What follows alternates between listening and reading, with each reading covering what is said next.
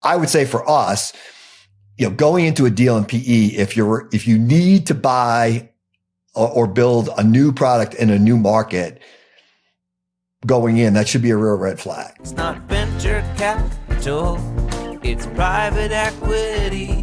It's the Private Equity Funcast. Pour yourself a drink and have a seat. Hey there, Paul Stansik. Welcome to the PE Funcast. This is the first in our new series doing a remote session. So welcome. You got the new studio. You're in our podcast studio, and I am, where am I? I'm hiding in an undisclosed location. Is that what we're supposed to say? We're both in our layers, but the good news is the new layer in the office works.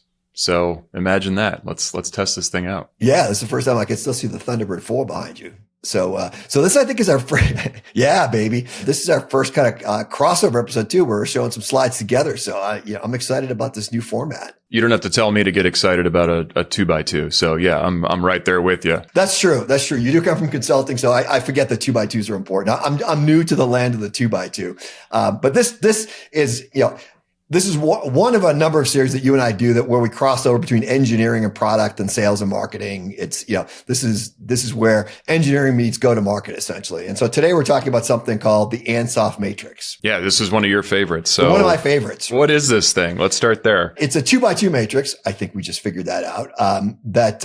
That sorts growth plans by how much risk you're taking, right? So existing products versus new products on one axis, existing markets versus new markets on the other. Originally designed for agriculture, believe it or not, as a way for capital allocation. But we use it as a way to look at, how you're delivering products to market, what's on the truck, what you need to build, do you change geographies, price? It's a way to sort of simplify on one slide. What are we building? Why are we building it? And who is it for? Yeah, which seem like really simple questions, but we get into debates, philosophical discussions, whole board meetings about this exact thing. And I feel like getting it clear and executing with this thing in mind is, I don't know, it's like one of those sneaky, simple frameworks that you look at it. You're like, yeah, this is totally obvious. But then you try to put it into practice. You're like, oh, this helps address a pretty critical tension, not only in the product side, your world, but in sales and marketing too. Yeah. So I think, if you're listening to this episode, what you should be able to understand at the end is that, every CEO deck, every board presentation, every bolt-on thesis ultimately goes back to one of the four quadrants in the Ansoff Matrix, right? So why we do it. So understanding kind of why we're doing what we're doing and how we're doing it is going to lead you to better decisions in terms of where you invest for product and go to market. So with that, let's get into it by taking a quick left turn as soon as we get here. This is our representation from a slice of Jeffrey Moore's famous Crossing the Chasm book. And if you haven't read Jeffrey Moore, isn't this the way like snarky hosts go, you should stop and go read the book now. I'll wait, Now come back. Yeah, I think we could, but we always go down to this. In fact, I think in one of our March Madness episodes years ago, this almost won. I think it was my vote against it and Cece's vote for it. Do you remember that? I think that was. I think it was. Yeah, Final Four was this and Lencioni's Advantage and Hire with Your Head. Or we'd have to go back to the back catalog to figure out who was the Final Four. Yeah, but it certainly made the top four, and we look at this a lot. But in effect, the simplest way to look at this is, on one axis, you've got market share from low to high. And on the other axis, you've got the number of companies that are in the market. Again, low to high. So at that section of the market, if you will. So if you look up in the upper left here, we've got the market leader. So if you're in, pick your business, right? If you're in databases, it's probably still Oracle, right? If you're in CRM, it's probably Salesforce. If you're ERP, that might be the one that's the best to talk about the next level down. But, there's always what Jeffrey Moore calls a gorilla. And they're the one that has all the pricing power. They have most of the customers. They're the market leader. Now, as you go, down in terms of market share, you're going to find more, competitors, if you will, or people in that market that are somewhat specialized. They're kind of, fighting for position. Usually they have some scheme about them. Like They're the vertical specialists. Maybe they're the perfect fit for a certain market, for example. And you see this a lot in the ERP markets. Like Oracle did really well in consumer packaged goods, but SAP does really well in health and medical devices. So there's some specialization. It might be an innovator. I mean, that was the approach that Sybase took in the 80s. So Oracle and Ingress were slow compared to Sybase. That was kind of the performance leader. You can be the low price guy. That was kind of Informix's, schlep for the while, but you see that in almost every market. And that's a way to differentiate yourselves, given that you're not going to catch the market leader. And then, last but not least, and I think it went, monkeys, chimps, it went gorilla, monkeys, chimps, or gorilla, chimps, monkeys, but, fewer competitors in the middle. And then you'll have a lot of really small niche players, right? And these are one hit wonders, or from the ERP space, they're very, very specialized. It may be a very, very specialized database product. Who knows? You're in the market. You're never going to be one of the bigger players, but you've got a slice and maybe a particularly loyal customer base. And that's kind of how the markets tend to fall out, according to Jeffrey Moore. If you're a CEO, I think there's a couple, or an investor, I think there's a couple takeaways from this is like, one, if a market is just getting going, like I would say AI is not a brand new thing as we're recording this in April of 2026, but like you can already start to see things headed in this direction in the world of AI, even though it's a relatively new market or new product category. So I think one of the takeaways here is like, just give it time, and any market or any product category will generally start to feel like this. So that's it's like gravity, like you can't escape it. And then the second thing is it pays to know where you are, because the strategy for a market leader is going to be very different than a strategy for some of those, the niche companies on the bottom right. And it should be, because they're trying to accomplish different things and they have different strengths to draw on. So we'll talk a little bit about that today too. Yeah. And for us, it's like, hey, know where you are. When we look at the business and you look at the business, do we agree that like, this is the spot we're in, right? Because sometimes there is disagreement around that. And often we see this, would tend to manifest itself when we start to look at the customers that any individual company has, right? Because oftentimes the founder will think, oh, all my customers are Fortune 500s. And we sort of break it out. It's like, you kind of really you don't have a lot of Fortune 500s. You have one. Everybody else is kind of in a different. So you're a niche player here as opposed to the big guys, right? And again, that affects strategy. So this is the lens that we look at when we look at the Ansoff Matrix. It's, first of all, where do you sit in the overall marketplace, right? And there are some markets where there isn't a leader yet. There may not, any new market or nascent market is going to have a bunch of players in it. So you'll see that more on the venture side than you will on the PE side. It's hopefully been settled out by the time you're getting into the PE side of things, but it'll definitely be the wild, wild west in the venture world. Yeah, that's right. Which brings us to the Matrix, our favorite 2x2. So I'll let you take the 2x2 since I did the crossing the chasm. Yeah. Ultimately, this comes down to like, how do you define your offering and how do you define what you're working on? Well, like at any given moment, you're making a decision about what you're building and what you're selling, which is the axis across the top, and who that's for, like the market that you're going into. And what you find is inside of any software company or inside of any company that has a product, like you're constantly having conversations about what to build next, how to finish what you started, and where the opportunities for growth or profit or both might be. And if you don't have a framework for how to organize those conversations and kind of say like, yeah, that's exciting, but where does that fit in terms of the markets that we're in today or those that we might want to expand into and what we make today and what would be brand new for us, that's going to be a problem for a bunch of reasons that we'll get into. But the point is you need a framework to figure out like, what are we actually talking about here and how should we treat those conversations? This is the framework that helps you do that because it creates a nowhere to hide, very simple way to organize. Are we talking about the market that we're in today or another market? And are we talking about the products that we have today or something brand new? And there's different imperatives and different things that you should talk about depending on where you find yourself in each of those four boxes. But the first step is figuring out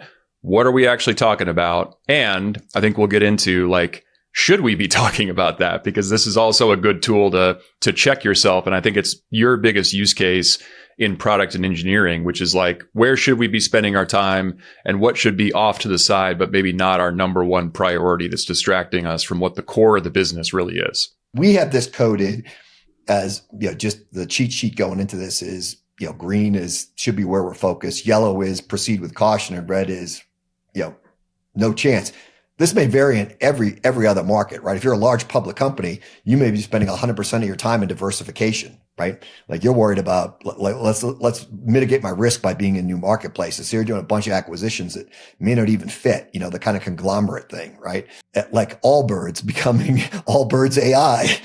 But that's, It's a small pivot from footwear into AI compute. Yeah, that would be in a whole different, slide than on this. But yeah, and I think our contention is for the companies that we invest in, small, founder-owned software businesses that usually have a core product that hasn't reached its full potential yet, you should be spending most of your time in the conveniently color-coded green box because there's more juice to squeeze there. There's more customers to go get, and there's more work to do on the product and engineering side to finish the job of making a complete product that reaches its full potential. 100%. So if we focus on that, the 4 quadrants, let's just start with that one, right? So market penetration, it's the current product in our current market. And we always say current market segment, right? Because we'll show you that we differentiate between, the class of customer, and this gets right back to ideal customer profile, and selling in North America isn't the same as selling in Europe. So right now we're talking about what you got in the truck in the current market you're selling it into, right? And so when you're doing development there, it's mostly about incremental product improvement, right? Hopefully it's making it more stable, fixing bugs, improving performance, adding some features that the customers have asked for. This is nothing dramatic. This should be part of kind of your standard roadmap. Hopefully your product managers have vetted the list of things that customers are asking about, and you're prioritizing the right things. So at this level, we're really talking about micro projects. We're doing this feature for what, and this gets back to some of the reasoning behind this, each of these bullet points, like, hey, are you trying to improve the moat? So you're trying to make it harder for competitors to get in. Are you trying to, match a feature that a customer put in to make sure your users aren't unhappy with the guy next door having a feature that you don't have. So again, this is a little bit of, you should know your customers. You should know your market. None of this should be dramatic. And most of it shouldn't be spiraling out of control from a cost standpoint, because you should actually know what you're doing. No, and sometimes we talk about CSS, like you should be thinking about how to make your product complete, strong, and stable.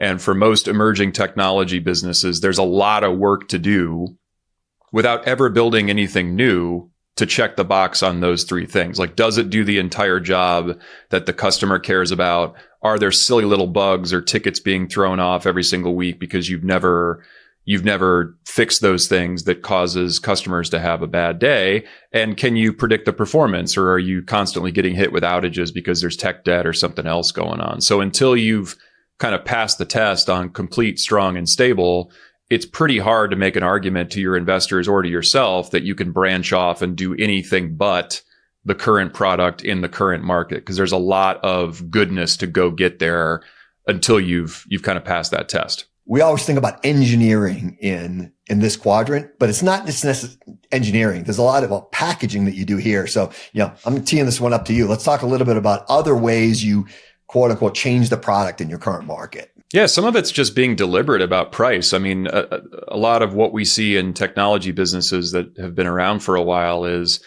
what dictates strategy is momentum and muscle memory. Like, it's kind of the way that we've always done it. And we've never taken a step back and said, what's possible? And pricing is a really interesting area to think about that, because if you are improving the product, and you do have different types of customers out there, chances are you can be thinking about pricing as a lever for growth. And that's not just jacking price, because private equity gets a bad name for coming in and saying, have you thought about raising prices?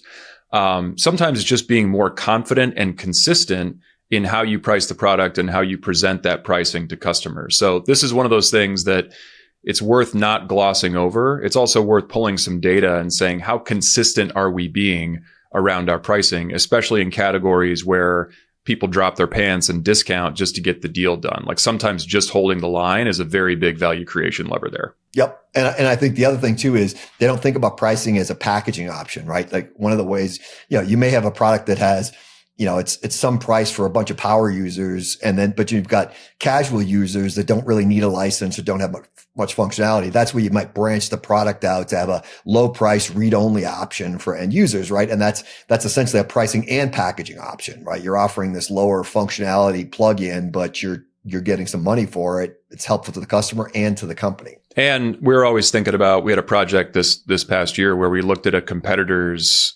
enterprise tier, and they were clearly running a play where they were not bait and switching people, but some features that you would have thought would have been included in non-enterprise tiers. They were aggressively upselling people on those and say, hey, if you want that, you're going to need to pay 3x for our highest tier. And we thought that was an opportunity for us because we had parity from a product perspective to say, well, we're going to give you those features in our mid tier that requires you to buy fewer licenses, that's more affordable, and makes you take a harder look at us, even though they're the better known brand name in the market. So yeah, pricing and bundling go together, and it becomes especially powerful when you realize the games that your competitors are playing and saying, hey, what's the jujitsu move that I could use to counter what they're doing in the market? We pull it as a separate line item too here, because bundling, again, this is one you really should think about in the Chasm group. We had the Chasm group talk to our CEOs and portfolio companies at one of our meetups. And this is one of the things they highlighted for us, which I think is true, is, packaging and bundling can go beyond pricing. This could be, hey, we need a report writer for this database. So we're partnering up with a report writer company, or, we're partnering with an AI tool company. This may be more of a partnership than it is, necessarily just changing the price or putting new features in yourself, right? Because at the end of the day, what Moore focuses on is solving the customer's, what he calls whole solution, whole problem. And so the more you put into it to make their life simpler, whether it's one throat to choke or not having to step between different systems, again, all of those things add value to the customer. This is a bit of an aside, but for whatever reason, Amazon has me in its algorithm, just like everybody else. And it suggested a book to me. It's a Larry Ellison biography written in 2009 called Soft War, which is a great title. We need to use that more often, even though it doesn't really apply to how we do things. But it's funny because it follows Larry around as he's on the roadshow for the new Oracle business suite, which has a lot of the BI stuff included in it. And it's amazing how much he talks about that. Like all of his PR appearances, all of his speeches, all of his keynotes focus on his idea of what the complete product looks like. So one, this has been talked about for decades. And two, it's something that even the leading software companies in the world, the work is never finished there. So one, it's just an interesting historical point.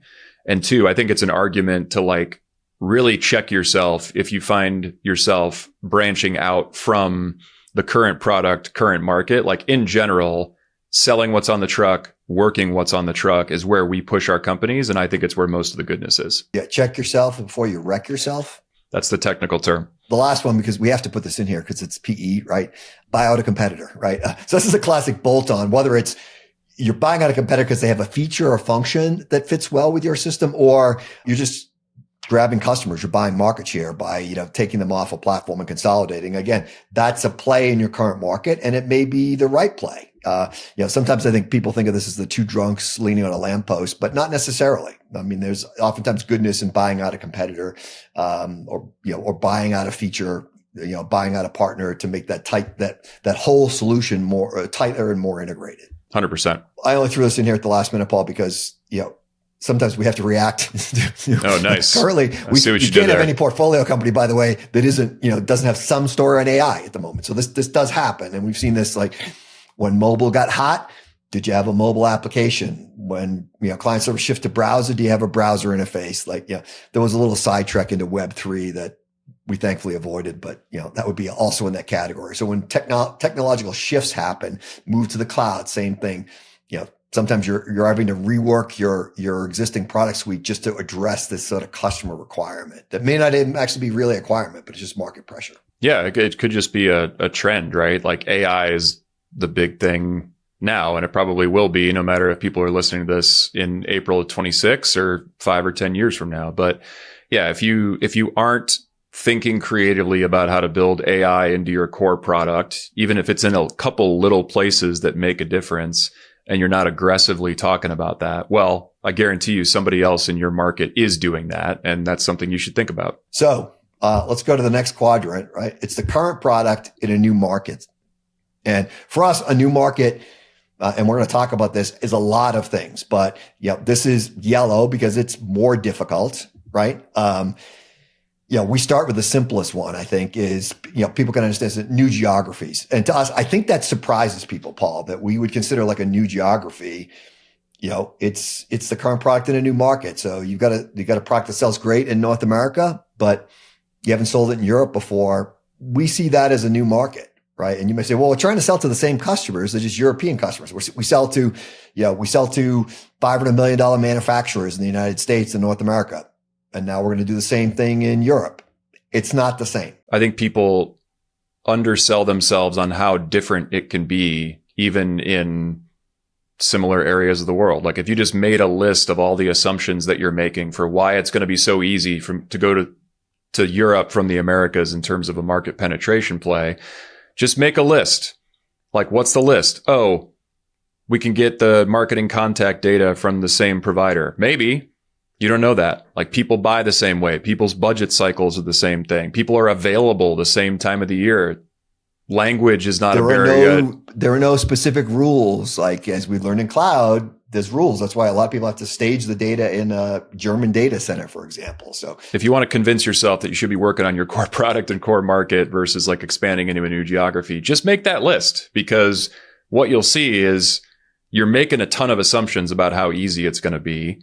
And when you force yourself to look at that list of all those assumptions, you're going to realize like, I'm actually not so sure about 50 to 75% of these, which is the reason this is yellow. And it's the reason that it's harder for people than they probably think it is. Yep. But this is the first one I think they usually think of.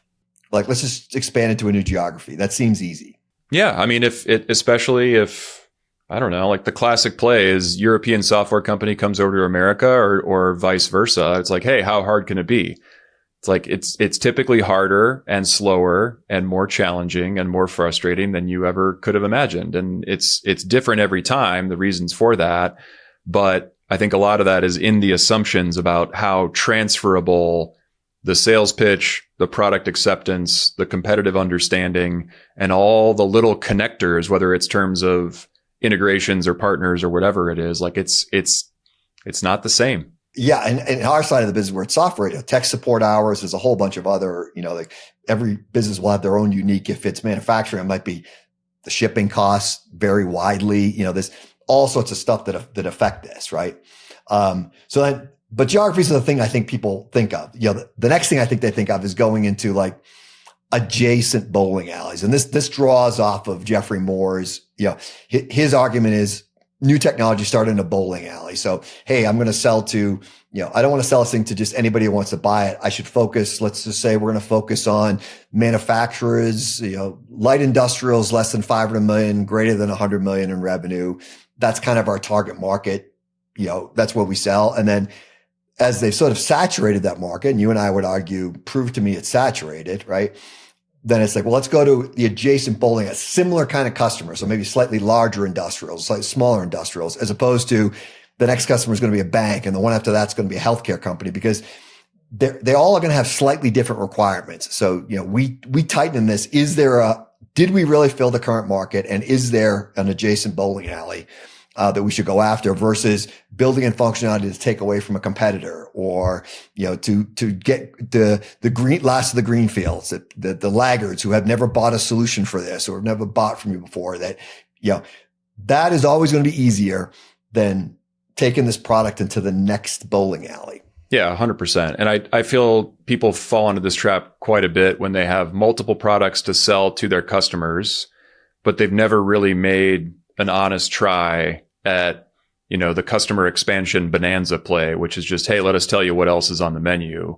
So when you haven't done that and you're a little afraid of having that conversation with your customers, what do you look at? Instead of the people who are already paying you money, you say, oh, that patch over there looks pretty good. Like, let's go set up camp just next door and see what happens. When in reality, you'd be much better served, just making sure you're maxing out inside of the market that you're in, the customer base that you already have. On the software side of things, the adjacent bowling is, they do the same thing that we currently do.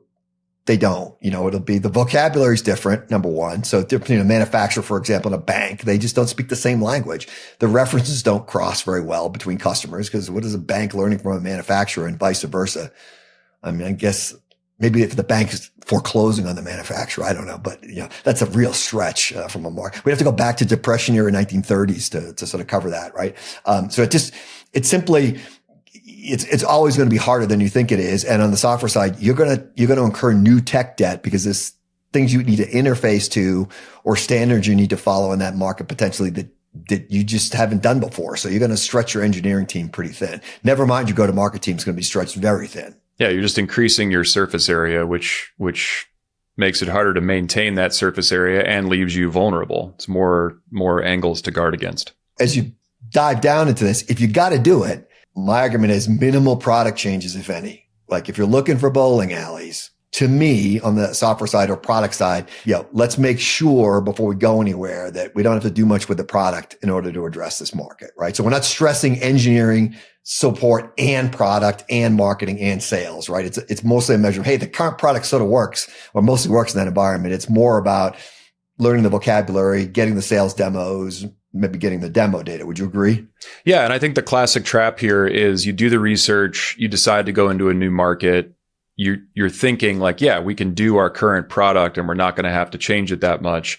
And then you start having the conversations with customers in that market and you get kind of like headlocked and dragged into another quadrant where you are making changes to the product because of those last mile sales conversations. So the classic example is we demo the product to somebody in a new region. They like it. And then at the proposal stage or later, they say, yeah, we're working with you guys if you can integrate with this other thing that we have in our stack that we've never seen before, that we might not understand, that we have to stand something up for.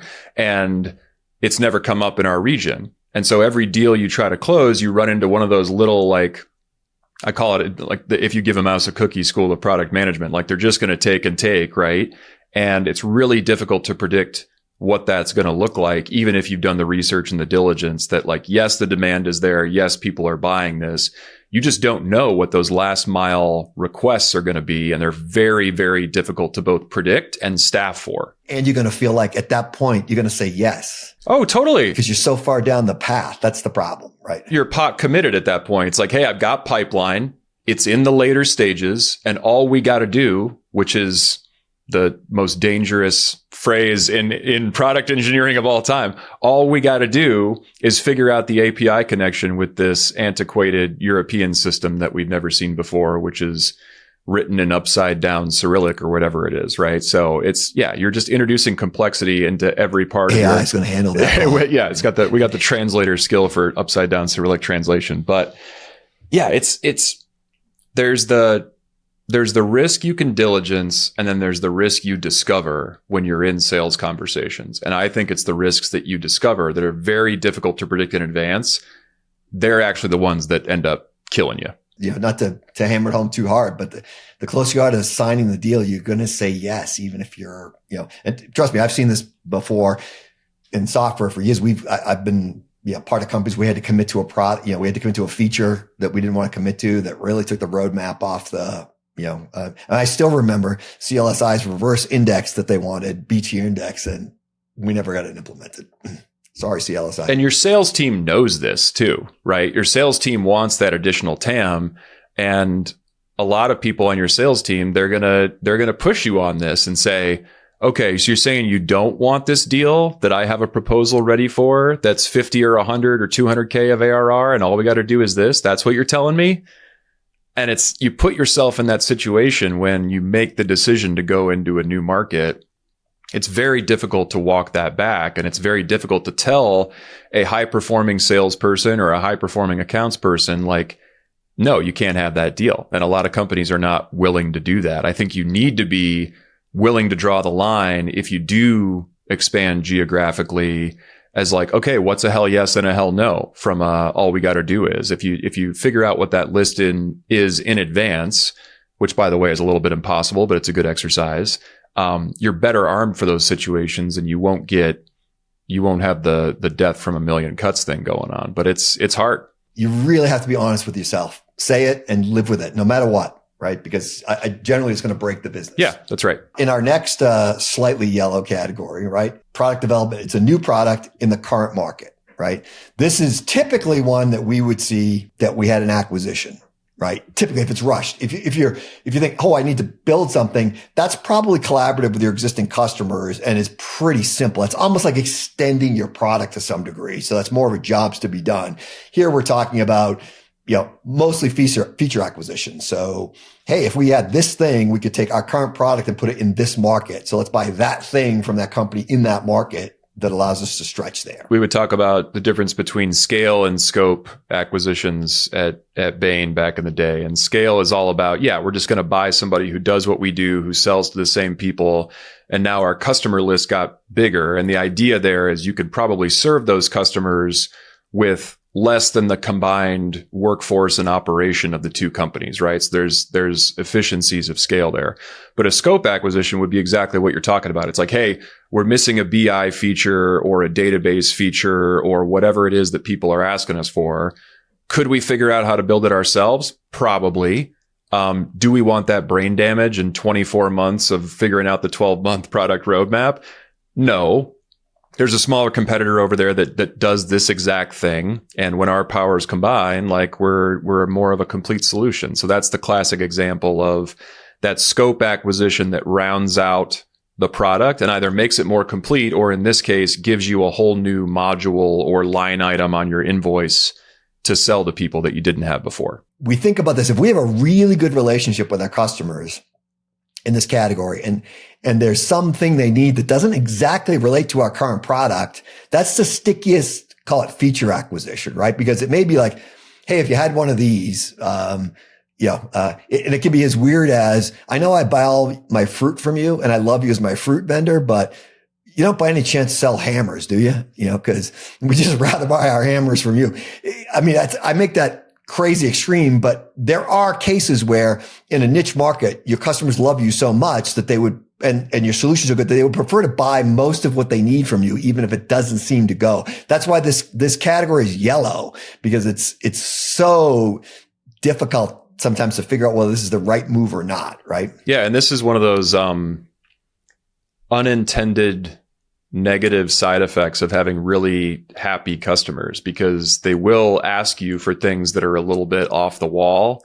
And if you find yourself in a pattern of just saying like, well, we have happy customers, we got happy customers by giving them what they want, and now they're asking us for this totally new thing, like, well, that's what we're about. That's our culture. That's our values. Like, this is where you need to guard against having a clear definition of the core of the business, like what we do and what we don't do, and then having a mechanism to sort out all these little feature requests that you're probably going to get a lot of if your customers like you. And that's a good thing, but it's also something you just got to be prepared for and make sure that you handle on purpose. Yeah. Don't accidentally become, a new product in your current market that you know much about. Now, I think the most common one here, or the easiest one, this is kind of the Jeffrey Moore, right, is at this stage, you engineer out partner products for your own and improve the margin. And there's a long history of this, but if you look today, I mean, there's a great current example.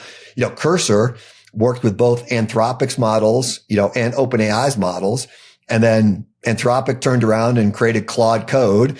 OpenAI created Codex. They engineered their partner out. So Cursor ends up selling themselves or potentially selling themselves to SpaceX because they have no moat at that point that effectively their Anthropic's doing the right thing. Why give that revenue to Cursor when I can keep it all at home? So this is a case where, if you're partnered, and why would you partner? Well, it's to provide the whole solution, right? So, the Anthropic and OpenAI had models, but they didn't have a really great way to interact with those models. And Cursor had a really nice way to interact with LLMs. And it was a great partnership.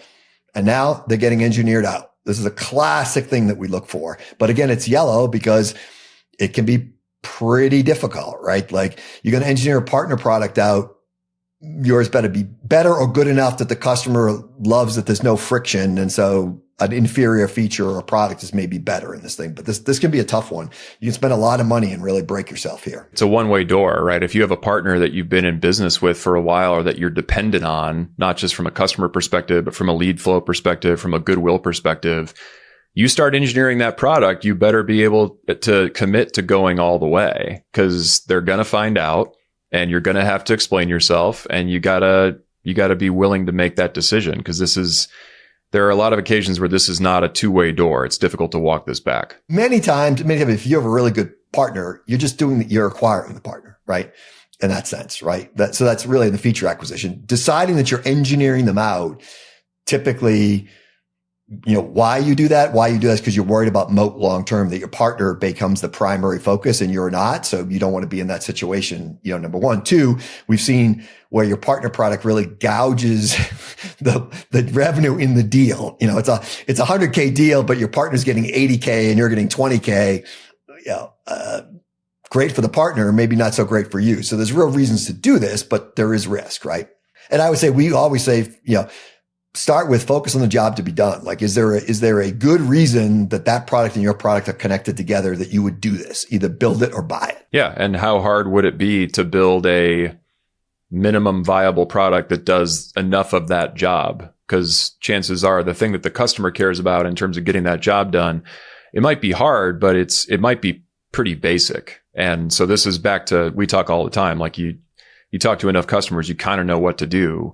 If you're thinking about launching a new product in a current market and you haven't talked to tons and tons of customers, you're guessing, and you're probably going to guess wrong. Ed Harris, playing the famous character, but I love the way Ed Harris is in Apollo 13. Let's not make the problem worse by guessing. Let's work the problem, people. Let's not make things worse by guessing. I knew there'd be an Ed Harris references in this. I didn't think there't be 37 minutes to get us there, but yeah, I've got, we'll see who won the pool later on. You're right. I'm not on my game today. All right. Last thing we warn here is this is often avoid a drift into the upper right. You basically start building something that ends up being a new product in a whole new market, because that becomes that's where the cash begins to just flow down into that endless well of anguish. Yeah. And this is one of those things where you kind of want to, if you build something new for your current market and it doesn't go as well as you thought it was going to go, what do? You have this thing that you built and you start looking around for other people to sell it to. And this is one of those things where you double down on maybe something that didn't work and you start going further and further away from your base camp. And that's how you get lost in the woods, to overdo the camping metaphor. You can never overdo a camp. Thank you. Good. Okay. Thanks for backing me up. Yeah, it's always good. Last but not least, Danger Will Robinson. Yeah. Most people listening to this are just too young. This, like, they don't know they don't know the robot. Danger Will Robinson. We'll splice in some video maybe of that. I'll get the Lost in Space robot. Crashed over there. Come on, let's go take a look. Danger, Will Robinson. Danger. It's just a plain old meteorite. Come on. No, Will Robinson. Danger. If you're Oracle or SAP or this is probably the most common strategy, right? Because, they don't need incremental revenue. They need big chunks. So this is where they're, it's like, let's buy our way into a new market with a new product, right? And so, it can be really bad. I always give the classic BMW and Bulldozer story, right? When it tops the sales, if you're both in the same deal, one is in the wrong place. But oftentimes this is what giant conglomerates too. We sell floor wax and dessert toppings, it can be a real strategy, but not great for our size companies because the cost and the risk. So this is really the sell a new product to a new segment with two unknowns stacked on top of each other. Great if you're $1 billion company looking for new, big sources of revenue. Bad if you're a PE-backed company that's, trying to maintain EBITDA margins with normal growth. Yeah. And it's not to say it can't work, but what you have to budget in is a period of discovery and uncertainty and experimentation. Because if you're building something new and you're selling it to people that you've never met, you're going to be wrong about both parts of that a little bit. So the question is, can you wait long enough to figure that out? And do you have a team that's willing to make tweaks, or are you just, straight, this is what we're doing and it's never going to change and this is it? Like the companies that are successful with this, one, they're either doing it through smart M&A. So this is the classic, like, really big time scope acquisition, or they're very, very good at product development in terms of experimentation and customer feedback and making tweaks along the way really, really quickly. Like you're kind of seeing this in the AI market right now. Like they're launching new things. I wouldn't necessarily say it's to new people or new markets because everybody is seemingly this market right now. But you see what they're doing is they're listening to what people are asking for. They're paying attention to that, and they're launching things based directly on that data, which you're starting to see, right? So this is where this is why look for things to drift into these segments in a nascent market, right? There, AI tools are being thrown everywhere. We see a whole bunch of them sent at us, mostly around deal sourcing. But the user that's going to use Cowork, or ChatGPT on the desk is different than somebody using Cursor or Codex or Claude Code. And so these things are starting to diversify in an early market, and they're going to fall into a gorilla in a particular segment. There'll be a bunch of niche guys. There'll be a few winners in the middle. So this is kind of, working itself out. I would say for us, going into a deal in PE, if you need to buy or build a new product in a new market, going in, that should be a real red flag. Like, unless that's 100% your strategy, like you already know you're going to do this. And you feel like conglomerate is the right thing to do for you, because this really truly is the conglomerate kind of strategy, right? That can be, this is very difficult. And it always takes longer than you think. And especially early, it never goes as well as you want it to. And if you're okay waiting those things out, then maybe it's a good call. But one of our constraints in our business is we only have so much time with these companies. Like, we're probably going to have 5 years, 60 months together. That's not a lot of time to wait out an exploratory product effort into something that we're really unfamiliar with, which is part of the reason that we focus on selling things to people who already know us and maxing out what those relationships look like, instead of making big speculative bets on what else might be out there. Acquisition-led diversification is different animal, right? And we often do this. Again, that goes back to the adjacent products as opposed to these big jumps into other whole marketplaces, right? And some people go into a deal saying, we know we're going to do a roll-up. That's different than what we're talking about here, which is really just a completely jump into a completely new category. I will say that most lower middle market companies may be bought for this category. Like a large competitor is like, hey, I want to get in this market, so let me buy one of your portfolio companies that's in this market. We'd like to get in there. You've got a good reputation. We think there's some things that we've got that are be somewhat valuable, for example. Certainly that's an easy way to do it, right? That was the classic, years ago. I sometimes hate using very, really old references, but this is a classic, SAP needed to run on Oracle's database because that was the only one that had row level locking, right? And Oracle also had ERP products. I mean, how uncomfortable is that they're both, they're frenemies, the SAP needs the database to get their system involved, but they don't really like giving that money to Oracle, which is, they ultimately did their own HANA database for that exact reason. They engineered a partner out, but this is where these large, SAP bought their way into the BI space by being business objects, completely different marketplace.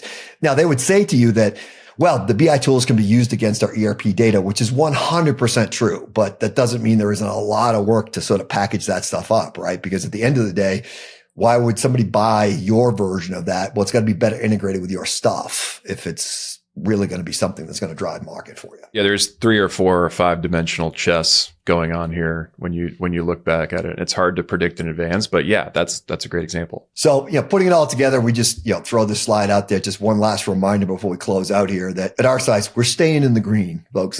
Like as much as we can. This is a little bit more detail. I'll leave it to you. This is, we sort of summarize each of the bullet points here. Like, this is why you would do it basically from a PE standpoint. Yeah. And there's so much value to go create, especially in our world of companies, and especially in the first couple years of an investment in this box without ever doing anything else. A lot of this is operational execution and just doing the Dolly Parton thing and figuring out who you are and doing it on purpose, but making tweaks to the product, deciding what your definition of a complete product is, doing the pricing thing on purpose, taking a look at the market and figuring out not only how you're positioning your product, but the different tiers that you can put people into and how that can stack up in a way versus competitors that makes you look good. And then, just like being curious about your market and talking about the technology shifts that you want to be a part of.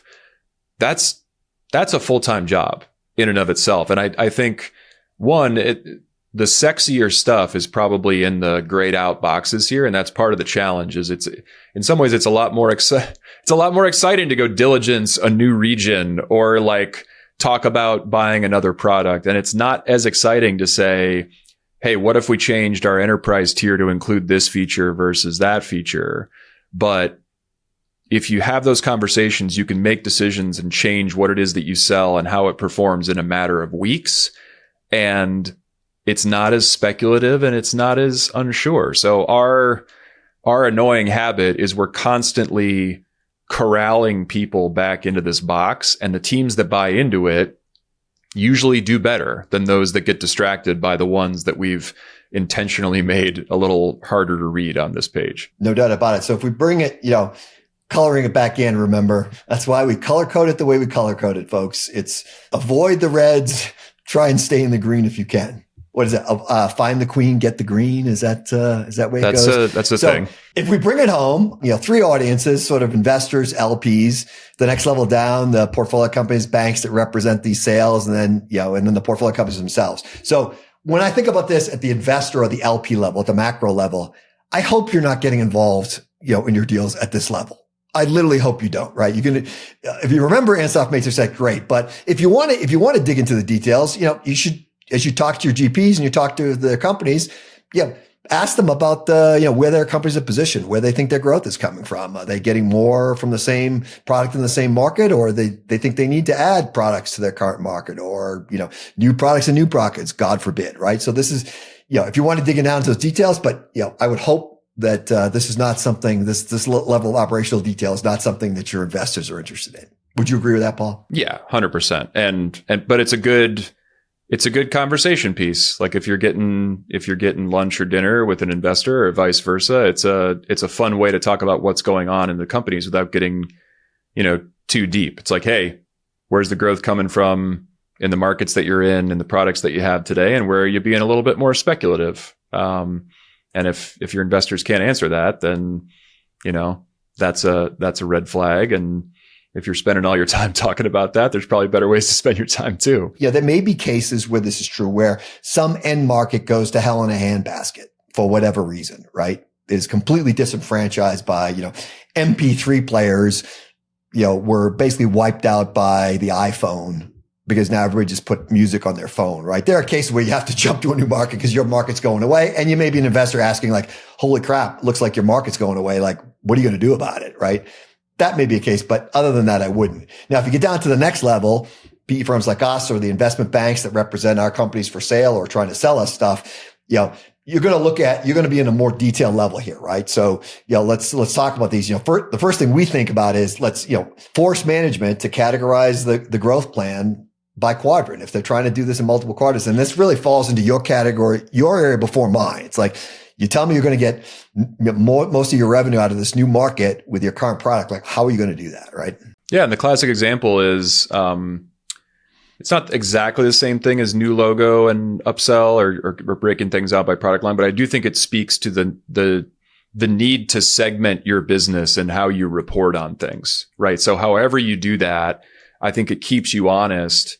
Hey, did we hit the number? Yes, that's important. That is the most important thing. But understanding how we're hitting the number and understanding where the untapped opportunity is or where the distraction is that might look like a good thing. Like the classic example of this is, we've got a mid-market business that's chugging along. It's the majority of our ARR, but we pull in a big deal from an enterprise customer and we're really happy about it because we beat the number because of that one $500K deal. But we don't talk about the strain that puts on the engineering organization.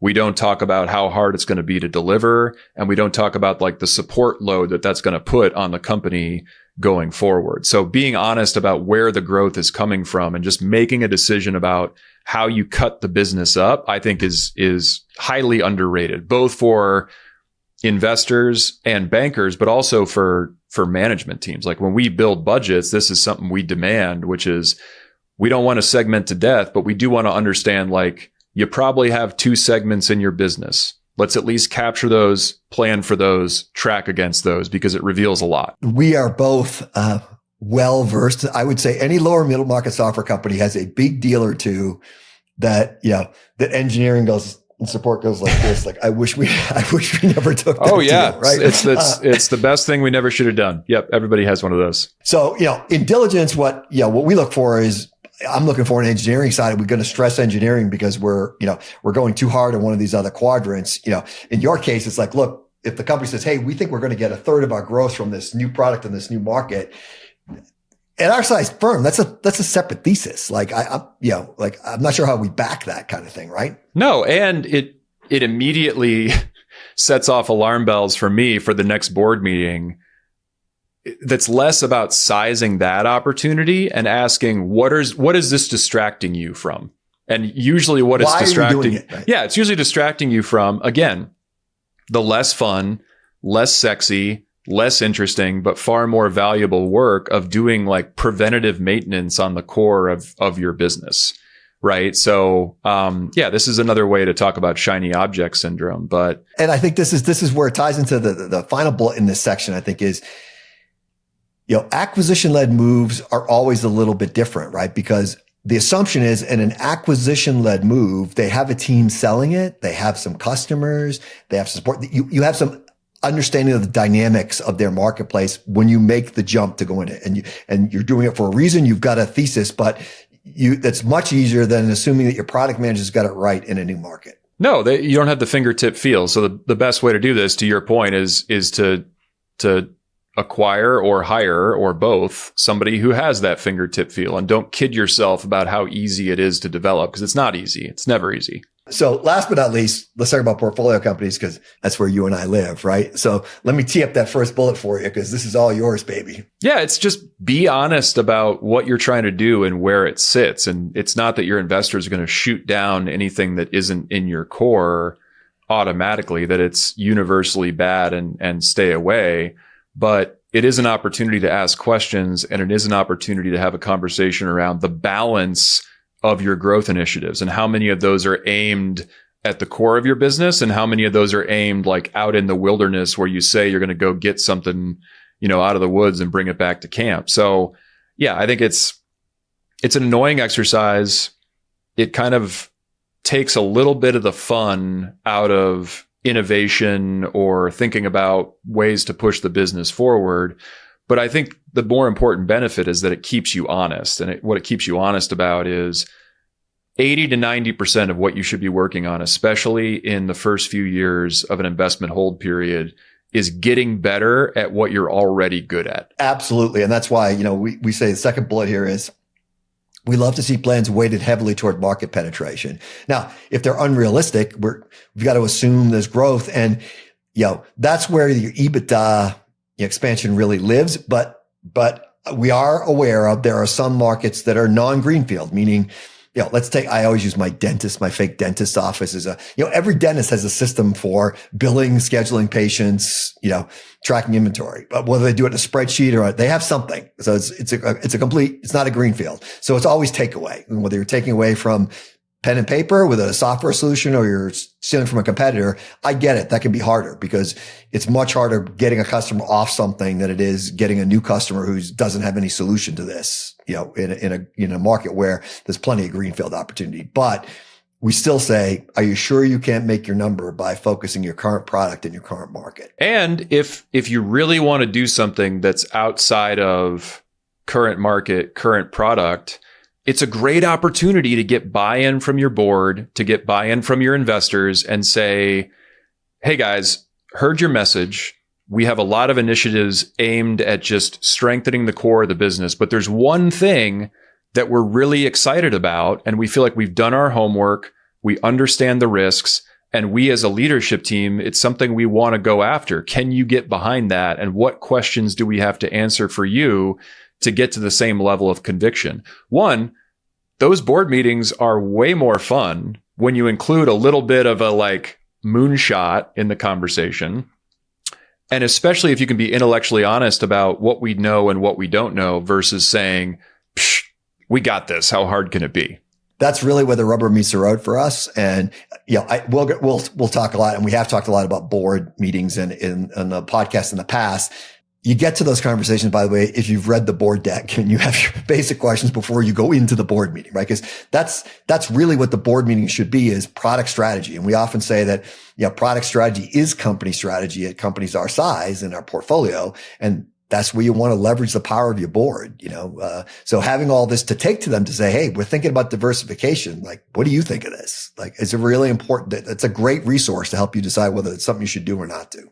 Yeah. And especially, I don't know, you can tell me if this is more of an engineering leader thing, a product leader thing. I think it's both. Just being explicit in your board materials about, here we're talking about the core product and the core customer, and here we're talking about innovation or new markets or new customers, and segregating those materials and segregating those conversations. Because sometimes it can be hard to tell, especially if you're a non-technical board member, just following along. So yeah, sending the materials in advance makes it easier to make the case for stuff like this, but segregating the materials and splitting out, like we're talking about new versus existing here, is an annoying step that pays huge dividends. Well, it's not annoying for us. I mean, it's annoying for them to answer it. It's great for us. Yeah. It's but this is where we're trying to have some empathy for the ritual of the board meeting and what goes into it. There's a bunch of great ideas, but when you're 2 weeks down and trying to get the board deck together, it's like, they want me to do this one more thing. This is one of those little things that could make a big difference as you're putting the slides together and thinking about the conversation you want to have, more importantly. We love these conversations. These are strategy conversations, remember this is a diagnostic tool, the Ansoff Matrix, right? It's not a crystal ball. So, and if you have questions about it, you have comments, you disagree, we'd love to hear from you.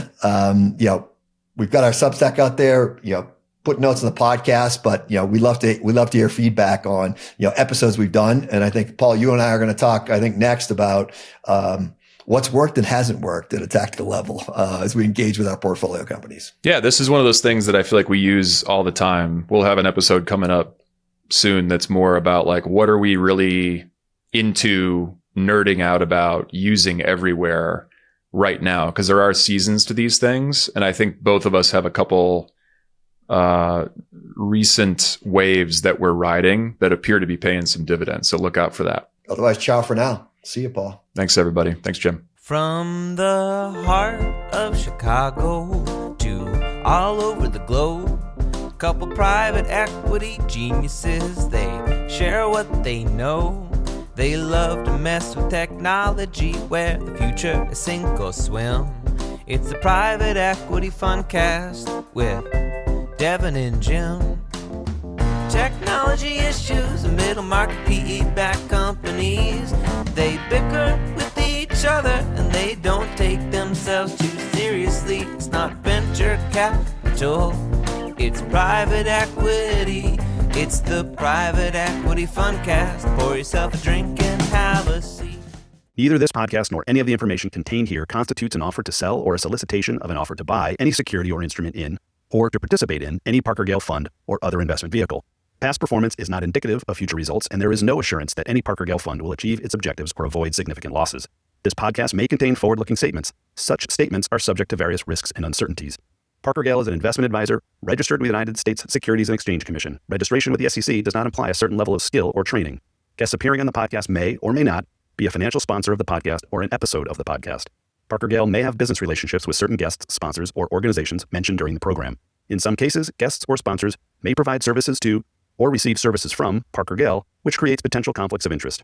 Any sponsorship of this podcast does not imply endorsement by Parker Gale and is not provided in exchange for, nor intended to solicit, business between the sponsor and Parker Gale. The appearance of any guest does not constitute an endorsement or testimonial of Parker Gale or any fund. For additional information regarding Parker Gale, please refer to Parker Gale's website, www.parkergale.com, or Form ADV, available at advisorinfo.sec.gov.